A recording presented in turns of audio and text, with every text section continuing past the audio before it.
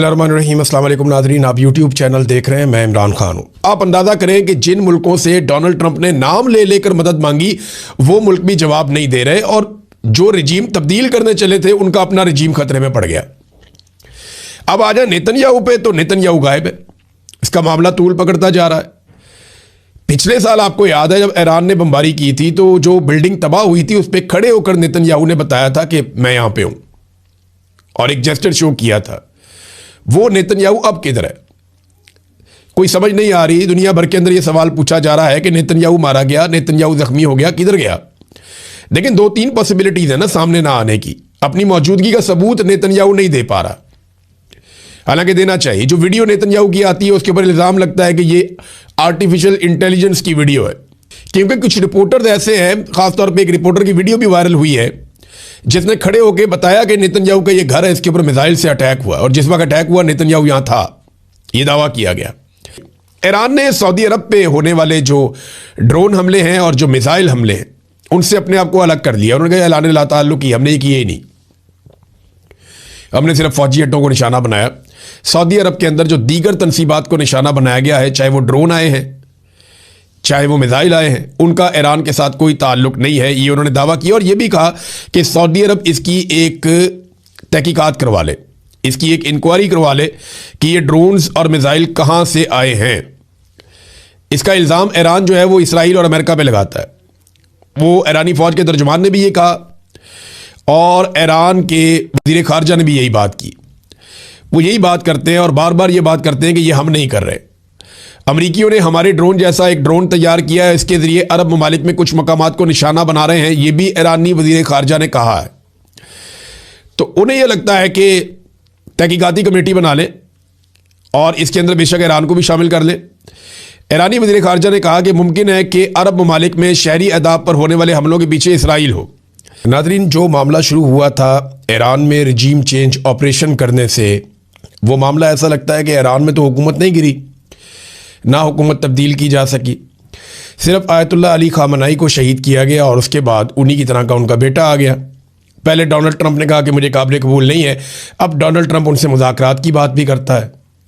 लेकिन मामला ये है कि जहाँ पे हुकूमत ईरान की गिराई जानी थी, जो दो हुकूमतें ये काम करने के लिए चली थी, एक अमेरिका और एक इसराइल, वो दोनों खतरे में पड़ गई। अमेरिका के अंदर डोनाल्ड ट्रंप के साथ क्या हो रहा है और इसराइल में नेतन्याहू के साथ क्या हो रहा है, ये एक बड़ी अजीबोगरीब सिचुएशन है कि इन दोनों मुल्कों ने ईरान में रजीम तब्दील करना था, लेकिन इनके अपने रजीम खतरे में आ गए हैं। सबसे पहले तो आप ये देखें कि डोनाल्ड ट्रंप के साथ क्या हुआ। रिपब्लिकन पार्टी के अंदर, जो डोनाल्ड ट्रंप की अपनी पार्टी है, और अमेरिका के मीडिया के अंदर डोनाल्ड ट्रंप की शदीद मुखालफत पैदा हो चुकी है, और किसी सूरत भी डोनाल्ड ट्रंप अब इस पोजीशन में नहीं है कि मिड टर्म इलेक्शन जीत सके। और डोनाल्ड ट्रंप के ऊपर लगातार एक तलवार लटक रही है कि डोनाल्ड ट्रंप का मुहासबा किया जा सकता है। यानी डोनाल्ड ट्रंप ने यह खुद भी कहा कि मेरी इंपीचमेंट हो सकती है, और इसकी वजह सिर्फ ये जंग नहीं है, एप्स्टीन फाइल और उसके बाद बनने वाली सिचुएशन, और फिर पूरे अमेरिका को एक ऐसी जंग में धकेल देना जिससे ना सिर्फ अमेरिका को शर्मिंदगी हुई बल्कि अरबों डॉलर का नुकसान भी हो गया, और अमेरिका के अरब ममालिक के साथ ताल्लुकात और खलीजी ममालिक में अमेरिका की जड़ें वो उखड़ गई हैं, बहुत कमज़ोर हो गई हैं। ये सब कुछ डोनाल्ड ट्रंप के खाते पड़ेगा। तो हालत ये है डोनाल्ड ट्रंप की कि अब वो मुल्कों से मदद मांगते फिर रहे हैं। डोनाल्ड ट्रंप ने 5 मुल्कों से मदद मांगी। देखिए ना, एक वक्त ऐसा था कि अमेरिका किसी मुल्क से बात करता था, मदद मांगता था, तो वो बड़ा ऑनर फील करते थे। ज़ेलेंस्की का स्टेटमेंट अगर आप देख लें, ये कुछ अर्सा पहले जब डोनाल्ड ट्रंप नया नया अमेरिका का सदर बना, तो यही ज़ेलेंस्की जो है, ये जब वाइट हाउस में आया तो डोनाल्ड ट्रंप ने इसे काफ़ी शर्मिंदा किया था। बड़ी अजीबोगरीब सूरत हाल हो गई थी। आज वही ज़ेलेंस्की जो है उससे मांगे जा रहे हैं कि हमें ड्रोन दें, हमारी मदद करें, और उसके बदले में उसको भी कुछ चाहिए। अब वो एक बेहतर डील चाहता है। एक दौर था कि अमेरिका ये कह रहा था कि यूक्रेन के जितने भी मिनरल्स हैं उस पर हमारा हक है, हमें वो दिए जाएं, और आज सूरत हाल क्या है। ये तो चले यूक्रेन की बात है, लेकिन अमेरिका ने जिन 5 बड़े ताकतवर मुल्कों से मदद मांगी, उनमें एक चाइना है, एक फ्रांस है, एक बरतानिया है, एक जापान है, और एक जनूबी कोरिया। इनसे मदद मांगी, चाइना ने साफ इनकार कर दिया फ्रांस ने कहा जी हमने तो अपने हथियार नहीं भेजे। बरतानिया का स्टेटमेंट भी मुबहम सा है, वो इस लड़ाई का हिस्सा बनना नहीं चाहते, वो पहले ही मना कर चुके थे।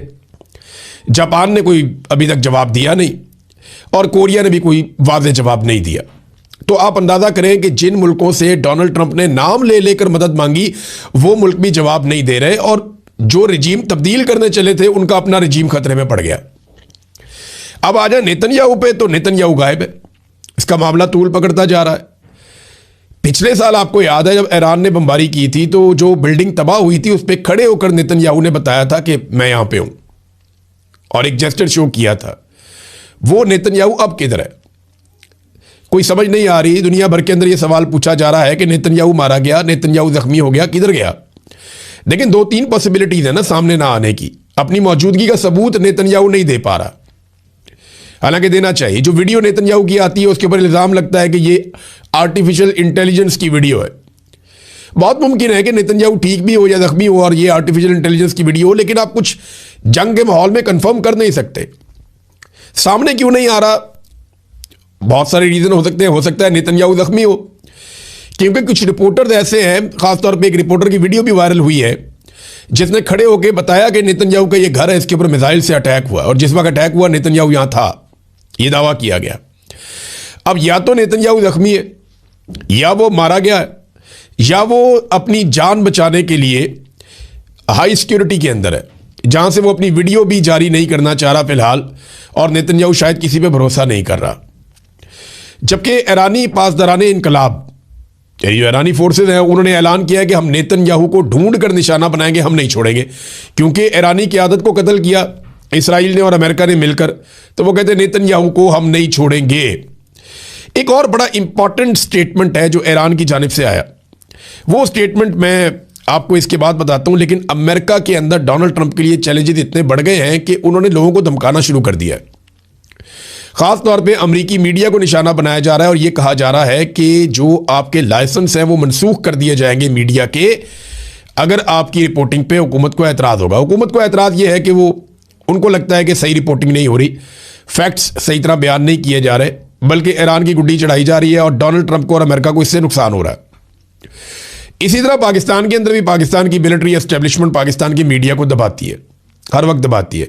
कभी हुब्बुल वतनी के नाम के ऊपर, कभी गद्दारियों के सर्टिफिकेट बांट के, कभी मुकदमात करके, कभी करप्शन के नाम पे, कभी लाइसेंस के नाम पे, कभी किसी और मामले में ब्लैकमेल करके। तो मीडिया को पाकिस्तान की मिलिट्री एस्टेब्लिशमेंट दबाती है। ऐसे ही वहां पे अमेरिका में ये सिलसिला अब शुरू हुआ। अमेरिकन मीडिया, जिसे एक आज़ाद मीडिया कहा जाता है, देखते हैं वो इसके ऊपर कैसा रद्द-ए-अमल देता है। क्या वो डर जाते हैं, पीछे हट जाते हैं, या वो ज़्यादा और तेज़ रिपोर्टिंग कर देते हैं और रद्द-ए-अमल देते हैं कि जनाब ये लो, ये फैक्ट हैं, हम आपके सामने रख देते हैं। अमेरिकन मीडिया ने जो फैक्ट्स अब तक बताए हैं उनके मुताबिक अमेरिका ये जंग जीत नहीं रहा, और ये सौदा अमेरिका में नहीं बिक रहा कि ये अमेरिका की जंग थी। ज़्यादातर लोग ये कहते हैं कि ये जंग अमेरिका की नहीं, बल्कि अमेरिका इस जंग में इसराइल की वजह से उतरा है। और डोनाल्ड ट्रंप के उतरने की वजह यह बताई जाती है कि डोनाल्ड ट्रंप को एप्स्टीन फाइल का खतरा था, और इस खतरे ने डोनाल्ड ट्रंप को जंग में उतरने पर मजबूर किया।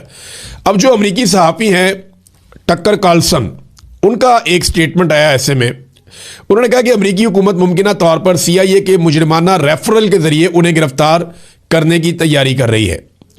रिपोर्ट्स के मुताबिक दावा किया गया है कि जो टक्कर कार्लसन है उसने जंग शुरू होने से पहले ईरानी रहनुमाओं के साथ कई मुलाकातें और राब्ते किए थे, और जनाब ये कानून की खिलाफ वर्जी है।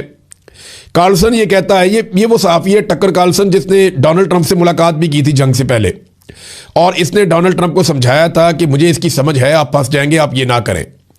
डोनाल्ड ट्रंप ने इसकी बात नहीं मानी, और अब जब ये उसकी मुखालफत करता है, टीवी पर बैठ के फैक्ट्स सामने लेकर आता है, इसको सुना जाता है बहुत ज़्यादा अमेरिका में, तो डोनाल्ड ट्रंप की शोहरत को नुकसान पहुंच रहा है।